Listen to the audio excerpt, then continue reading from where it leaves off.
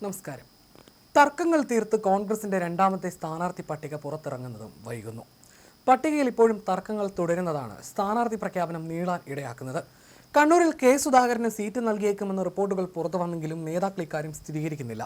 പ്രതിപക്ഷ നേതാവോ KPCC അധ്യക്ഷനോ ഇക്കാര്യം സ്ഥിരീകരിച്ചിട്ടില്ല. കണ്ണൂരിൽ കെ സുധാകരന്റെ സ്ഥാനാർത്ഥിത്വവുമായി ബന്ധപ്പെട്ട വാർത്തകൾ അഭ്യൂഹം മാത്രമാണെന്ന് രാജ്മോഹൻ ഉണ്ണിത്താൻ എംപിയും പ്രതികരിച്ചു. കോൺഗ്രസ് പട്ടികയിൽ മാറ്റത്തിന് സാധ്യതയില്ലെന്നും രാജ്മോഹൻ ഉണ്ണിത്താൻ കൂട്ടിച്ചേർത്തു. പട്ടിക നേരത്തെ തയ്യാറാക്കിയതാണ്, ഇനി അത് മാറാൻ സാധ്യതയില്ല. പാസാക്കിയ ലിസ്റ്റിൽ മാറ്റം വരുത്താൻ നേതാക്കൾ മടങ്ങിയ സാഹചര്യത്തിൽ സാധ്യതയില്ലെന്നും മാധ്യമങ്ങളോട് രാജ്മോഹൻ ഉണ്ണിത്താൻ പ്രതികരിച്ചു. നിലവിലെ കണ്ണൂർ ലിസ്റ്റിൽ TO മോഹനന്റെ പേരാണ് പട്ടികയിലുള്ളത്. നിയമസഭാ തെരഞ്ഞെടുപ്പിൽ മത്സരിക്കുന്നതിൽ നിന്ന് MPമാരെ വിലക്കുന്നതിനെ തുടർന്ന് ഇടഞ്ഞുനിന്ന കെ സുധാകരനെ അനുനയിപ്പിച്ചത് AK ആന്റണിയുടെ ഇടപെടലോടെയാണ്. ആന്റണിയുടെ ഇടപെടലിനെ തുടർന്ന് സുധാകരൻ കണ്ണൂരിൽ മത്സരിച്ചേക്കുമെന്നാണ് സൂചനയും വന്നത്.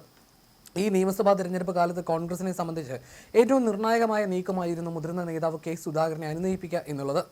MPമാരെ മത്സരിപ്പിക്കേണ്ടതില്ലെന്ന് ഹൈക്കമാൻഡിന്റെ തീരുമാനം വന്നതോടെ വെട്ടിലായത് മത്സരിക്കാൻ ആഗ്രഹം പ്രകടിപ്പിച്ച KC വേണുഗോപാലും അടൂർ പ്രകാശും കെ സുധാകരനുമായിരുന്നു. ഇതിൽ ഏറ്റവും കൂടുതൽ ഇടഞ്ഞു നിന്നത് കോൺഗ്രസിന്റെ മുതിർന്ന നേതാവ് സുധാകരൻ തന്നെയാണെന്ന കാര്യത്തിൽ സംശയമില്ല. ഇന്ന് വാർത്താ സമ്മേളനമടക്കം കെ സുധാകരൻ നടത്താൻ തീരുമാനിച്ചിരുന്നു. രാവിലെ തന്നെ നേതാക്കളെ ഫോണിൽ വിളിച്ച് താൻ പാർട്ടി വിടുന്നതുമായി ബന്ധപ്പെട്ടടക്കം സംസാരിച്ചിരുന്നുവെന്നും റിപ്പോർട്ടുകളെത്തി. ഇടഞ്ഞു തന്നെയാണ് നിൽക്കുന്നതെന്ന് കോൺഗ്രസ് നേതാക്കളും സമ്മതിച്ചിരുന്നു. ഉച്ചയ്ക്ക് വാർത്താ സമ്മേളനത്തിൽ കെ സുധാകരൻ പാർട്ടി വിടുമെന്ന് പ്രഖ്യാപനമുണ്ടാകുമെന്നും ഊഹാപോഹങ്ങൾ പരന്നു. എങ്ങനെയായാലും മത്സരിക്കാൻ തന്നെ തീരുമാനിച്ച കെ സുധാകരനെ ഒരു തരത്തിൽ പിടിച്ചുകെട്ടിയിരിക്കുകയാണ് കോൺഗ്രസ്. എന്നാൽ ഇപ്പോൾ പുറത്തുവരുന്ന വാർത്തകളിൽ നിന്ന് വ്യക്തമാകുന്നത് കണ്ണൂരിൽ കെ സുധാകരൻ നിയമസഭാ സ്ഥാനാർത്ഥിയായേക്കുമെന്ന് തന്നെയാണ്. AK ആന്റണിയാണ് വിഷയത്തിൽ ചർച്ചയ്ക്കായി കെ സുധാകരനെ ഫോണിൽ വിളിച്ചത്. കണ്ണൂർ ജില്ലയിൽ മാർക്സിസ്റ്റ് പാർട്ടിക്കെതിരെ ജീവൻ പണയപ്പെടുത്തിയ ആളാണ് സുധാകരനെന്ന് AK ആന്റണി പ്രതികരിച്ചിരുന്നു. മൂന്നാമത് ഭരണത്തിന്റെ സാഹചര്യം ഉണ്ടാകരുതെന്ന് അഭ്യർത്ഥിച്ചു. പാർട്ടി തീരുമാനം അനുസരിക്കണമെന്ന് അദ്ദേഹത്തോട് പറഞ്ഞു. എന്ത് പ്രയാസമുണ്ടെങ്കിലും പാർട്ടി തീരുമാനം അനുസരിക്കണമെന്ന് അഭ്യർത്ഥിച്ചുവെന്നും ആന്റണി വ്യക്തമാക്കിയിരുന്നു. എന്നാൽ സുധാകരൻ എന്ത് മറുപടി പറഞ്ഞു എന്ന ചോദ്യത്തിന് ആന്റണി ഉത്തരം പറഞ്ഞിട്ടുമില്ല. കെ സുധാകരൻ മത്സര രംഗത്തേക്ക് എത്തിയതോടെ തന്റെ അതിർത്തി തുറന്നുകാട്ടി അടൂർ പ്രകാശ് MPയും രംഗത്ത് വന്നിരുന്നു. കെ സുധാകരൻ ഇളവ് കൊടുക്കാമെങ്കിൽ തനിക്കും മത്സരിക്കണമെന്നും കോന്നിയിൽ എന്തുണ്ടായാലും ഉത്തരവാദിയാകില്ലെന്നും തന്റെ തീരുമാനം ഹൈക്കമാൻഡിനെ അറിയിച്ചെന്നും അടൂർ പ്രകാശ് പ്രതികരിച്ചു. ഇതോടെ കെ സുധാകരനെ ചൊല്ലിയുള്ള പ്രശ്നം അവസാനിച്ചെങ്കിലും പുതിയ പ്രശ്നത്തിൽ കുടുങ്ങിയിരിക്കുകയാണ് കോൺഗ്രസ്. ഇനിയും കൂടുതലും കോൺഗ്രസ് MPമാർ മത്സരിക്കണമെന്ന ആവശ്യവുമായി രംഗത്തെത്തുമോ എന്ന ആശങ്കയിലാണ് നേതൃത്വം.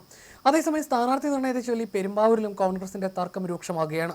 സീറ്റ് നിഷേധിക്കപ്പെട്ട സിറ്റിംഗ് MLA എൽദോസ് കുന്നപ്പള്ളിക്ക് പിന്തുണയുമായി പ്രാദേശിക നേതാക്കളും പ്രവർത്തകരും രംഗത്തിറങ്ങിയിരുന്നു.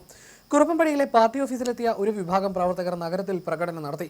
പെരുമ്പാവൂർ കുന്നപ്പള്ളിക്കൊപ്പം എന്ന ബാനറുകളുമായിട്ടാണ് പ്രവർത്തകർ പ്രകടനം നടത്തിയത്. സീറ്റ് നൽകിയില്ലെങ്കിൽ പെരുമ്പാവൂരിൽ സ്വതന്ത്രനായി മത്സരിക്കുമെന്ന എൽദോസിന്റെ പ്രഖ്യാപനത്തിന് പിന്നാലെയാണ് പ്രകടനമെന്നതും ശ്രദ്ധേയമായി. സിറ്റിംഗ് MLAമാരിൽ തനിക്ക് മാത്രം സീറ്റ് നിഷേധിക്കുന്നത് നീതികേടാണെന്നാണ് എൽദോസിന്റെ വാദം. മനോജ് മൂത്തേരനെ സ്ഥാനാർത്ഥിയെ അംഗീകരിക്കാനാവില്ലെന്നും ഇദ്ദേഹത്തെ പിന്തുണയ്ക്കില്ലെന്നുമാണ് പ്രതിഷേധക്കാരുടെ നിലപാട്.